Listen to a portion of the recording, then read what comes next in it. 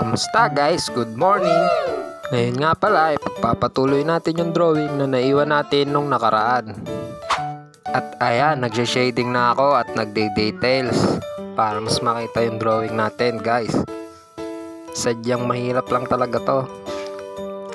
Sobrang nahirapan talaga ako dito sa isang to.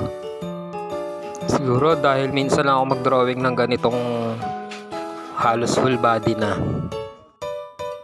Siyempre, aayusin natin ang drawing natin para maganda tingnan, para hindi tayo mapahiya sa ating client, diba?